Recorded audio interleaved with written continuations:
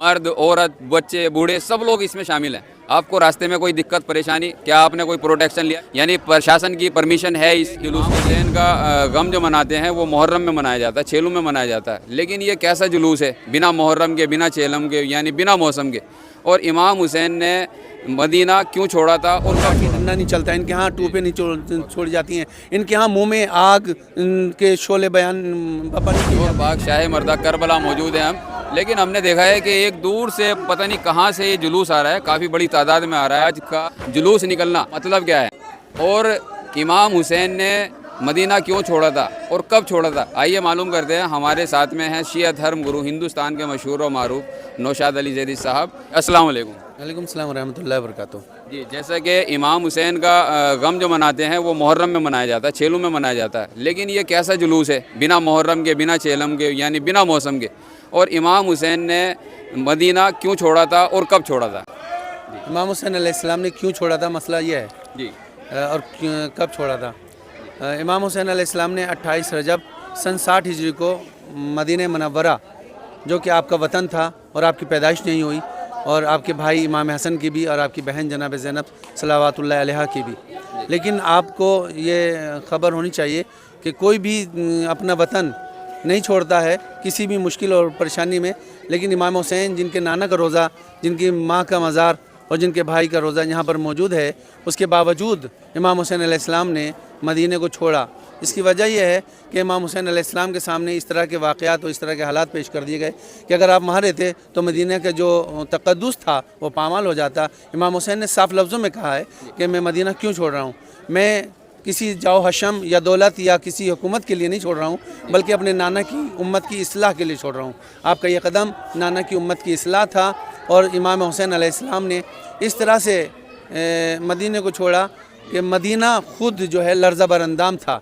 आपका अंदाज़, आपका चलना और आपका कब्र रसूल खुदा पर आना और जनाब फ़ातिमा ज़हरा सल्लल्लाहु अलैहा की तरफ बढ़ना, बाकायदा तारीख़ बताती है कि जब आप नाना रसूल खुदा की तरफ बढ़े तो आप जो हैं बहुत गमज़दा पढ़ रहे थे, और जब अपने भाई की कब्र की तरफ बढ़े तो आप इस्तक़लाल की तरफ बढ़ रहे थे। लेकिन जब आप हज़रत फ़ातिमा ज़हरा सल्लल्लाहु अलैहा की मज़ार की तरफ बढ़े तो बिल्कुल ऐसे बढ़े जैसे एक बच्चा माँ की तरफ बढ़ता है और पुकार रहे थे, अम्मा आपकी कब्र पर रोशनी करने वाला हुसैन जा रहा है। उसी की याद में इमाम हुसैन अलैहि, आपने कहा कि बिन मौसम बिन वजह के ये अब मुहर्रम भी नहीं है, सफ़र भी नहीं है जो चेलम के उन्वान से होता है, लेकिन ना ये मुहर्रम ना सफ़र। लेकिन उससे भी बढ़ के ये है कि इमाम हुसैन अलैहिस्सलाम का वतन छूटा, और वतन ही नहीं छूटा बल्कि फिर कभी वतन में जाना आपको दोबारा से नहीं मिला।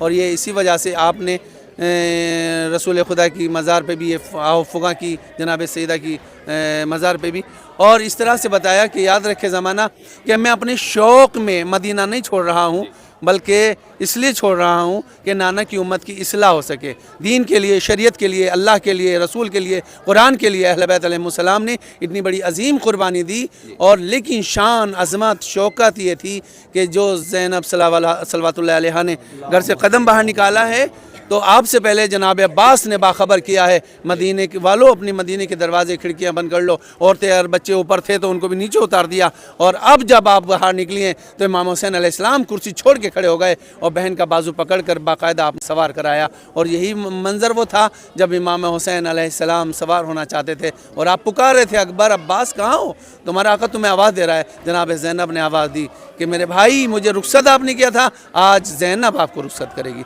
लिहाजा इमाम हुसैन अलैहिस्सलाम का ये सफ़र जो सन 60 हिजरी को हुआ था, उसकी याद में यहाँ पर अंजुमन ज़ुल्फ़िकार हैदरी और मोमिनीन खजूरी, अतराफ़ के मोमिनीन अच्छी खासी तादाद में माशाअल्लाह से जमा हुए।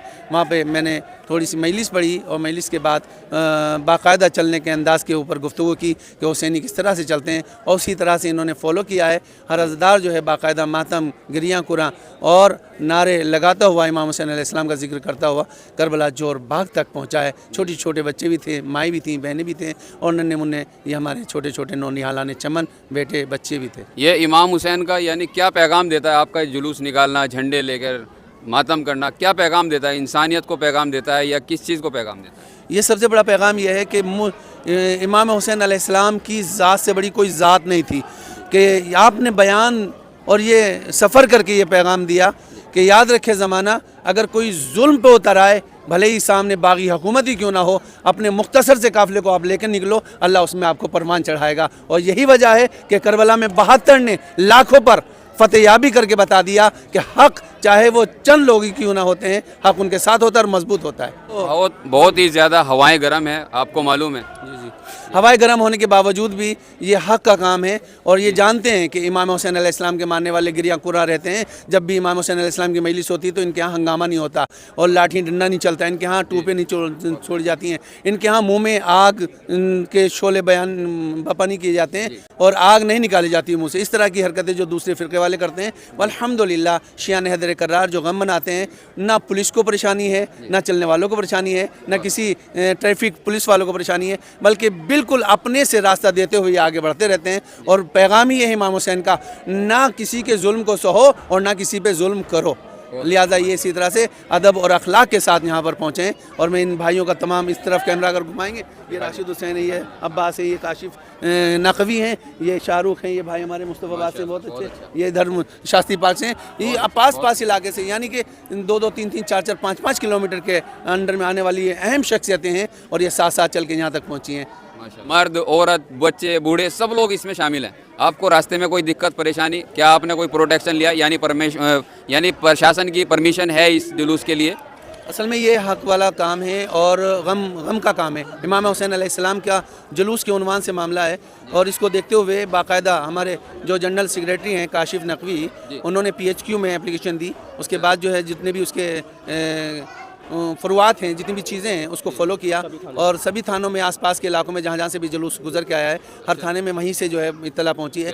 और इस तरह से यानी परमिशन का लेटर तो नहीं है हमारे पास, लेकिन बाकायदा हमें दिल्ली पुलिस ने बड़ा साथ दिया है। और जैसे ही हम जो है वहाँ कश्मीरी गेट पुल पे पहुँचे हैं, थाना कश्मीरी गेट वालों ने बाकायदा स्वागत किया है और फोर्स के साथ बाकायदा साथ साथ चले हैं। जब तक कि दूसरे थाने का इलाका आया तो दूसरे थाने की गाड़ी साथ में आ गई और फिर वहाँ से आगे बढ़े हैं और उन्होंने कहा बिल्कुल बेफिक्री से आप आगे चलिए, चूँकि देख रहे थे ना कोई हंगामा है, ना कोई बदतमीजी है, बल्कि लड़के वॉलंटियर खुद ही जो है रास्ता दे रहे थे और गाड़ियों को आगे निकाल रहे थे। अगर एम्बुलेंस आ गई तो खुद जुलूस रुक गया, उसे पहले निकाला है। इंसानियत का सबक जो इमाम हुसैन अलैहिस्सलाम ने दिया था, इसी तरह से उनके मानने वालों ने भी वही सबक रास्ते भर दिया है। लिहाजा हम प्रशासन का जनता वंता चैनल के माध्यम से इसके थ्रू जो है ये बात पैगाम पहुँचाना चाहते हैं कि हम उनके बड़े शुक्रगुजार हैं कि उन्होंने जब से ये जुलूस चल रहा है आज तक कोई रुकावट नहीं पैदा हुई है और बाकायदा हमारी हौसला अफजाई की है और कहा है कि अगर सब कौमें मिलकर इसी तरह से जुलूस निकालेंगी तो कोई दिक्कत आगे को नहीं आएगी। लिहाजा हम इन सभी का, अपने CP साहब का भी और अपने DCP साहब जो हमारे ख़ास तौर से इलाके के आशीष मिश्रा जी और संदीप लांबा जी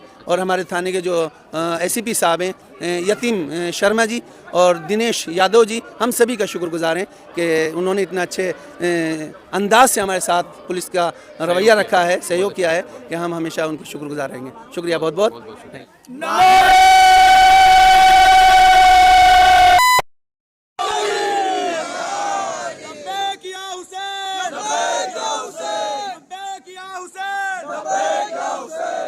हाथ बुलंद करके, हाथ उठा के